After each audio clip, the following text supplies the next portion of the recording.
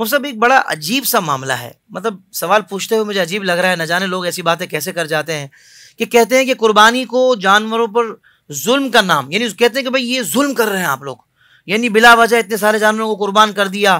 तो ऐसे लोगों को क्या जवाब दिया जाए? इस सिलसिले में जो ये एतराज़ किया जाता है ना, उमूमन जो रोशन ख्याल लोग हैं उनकी तरफ से ये एतराज़ किया जाता है, और ये वही लोग होते हैं जो ज़्यादातर साइंस के तरफ से आने वाली चीज़ों को तस्लीम करते हैं और उस अकल की रोशनी में ही हर चीज़ को देखते हैं। अब यहाँ पे जो जुल्म कहा जाता है उसकी बुनियाद ये है कि आप एक जी रूह को अपने नफ़े के लिए कुर्बान कर रहे हैं, उसकी जान को ज़ाया कर रहे हैं। तो पहले इनसे गुजारिश ये है कि हम बहुत सारे जी रूह, सिर्फ ये कुर्बानी के जानवर नहीं, बल्कि अगर हम देखें ना तो एक जरासीम, ये भी तो जी रूह है ना, उसको भी हम अपने नफ़े के लिए बाज़-औक़ात मार देते हैं। घर के अंदर खटमल हो जाते हैं तो कोई भी उसको अपने पास वो संभाल के नहीं रखता कि चलें ये जी रूह है तो हम इसको संभाल कर रखें, इसकी ग़िज़ा का ना। वो तो जी मैं आगे अर्ज कर रहा हूँ ना कि वो तो ज़रर पहुंचाते हैं, तो यहाँ पे ये जहन आ गया, लेकिन है तो आपका फ़ायदा पेश नज़र। अच्छा, फिर इसी तरीके से जी रूह क्या सिर्फ जानवर ये जो हमें नज़र आ रहा है यही है?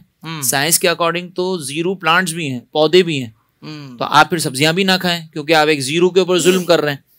इसी तरीके से हम अपनी पूरी दुनिया के अंदर ये देख रहे हैं कि पूरी दुनिया के अंदर ये मामलात हैं कि बाकायदा चिकन तैयार हो रही होती है। इसी तरीके से जो लोग पेट्स को पालते हैं, ख़ास तौर पर जो बिल्लियां वगैरह पालते हैं, जो जानवरों को ऐसे पालते हैं कि जो गोश्त खाते हैं, तो अब उन जानवरों के लिए बाकायदा गोश्त लाया जाता है। तो वो गोश्त भी जो लाया जा रहा है वो किसी दूसरे जानवर को ज़िबा करके ही ला रहे हैं ना। तो उसमें वो जानवर जिसको आप ज़िबा करके ला रहे हैं, जैसे फ़िश लाई जाती है कैट्स के लिए, तो वो आप फिश लेकर आ रहे हैं, तो क्या फिश ने आपको कोई नुकसान पहुंचाया था? नहीं, आप अपने जानवर के फायदे के लिए दूसरे जानवर को लेकर आ रहे हैं। तो इसी तरीके से यहाँ पर अल्लाह रब्बुल इज़्ज़त ने ये तमाम जो मखलूक़ात हैं ये इंसान के नफ़े के लिए पैदा की हैं। तो हम इसी के पेश नज़र जो है वो फिर कुर्बानी करते हैं, और ये इसको जुल्म कहना, अगर कुर्बानी का जानवर, कुर्बानी का वक्त जानवरों को ज़िबा करना जुल्म है, तो फिर जो दीगर उमूर में हम जी रूह को ज़िबा कर रहे हैं, उसको ज़ाया कर रहे हैं, उसको ख़त्म कर रहे हैं, तो वो भी फिर जुल्म करार दिया जाना चाहिए।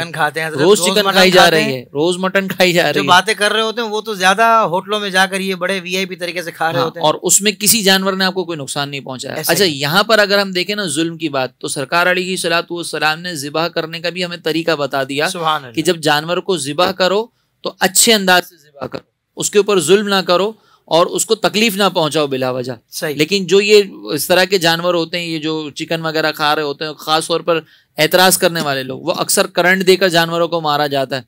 तो ये करंट देकर जानवर को मारना, उसको करंट देकर जानवर के ऊपर तकलीफ पहुंचाना, ये ज्यादा अजियतनाक है। जबकि हमारे यहाँ पर हम छुरियों को तेज करके फिर जानवर को ज़िबा करते हैं, इसमें ज्यादा तकलीफ भी नहीं होती।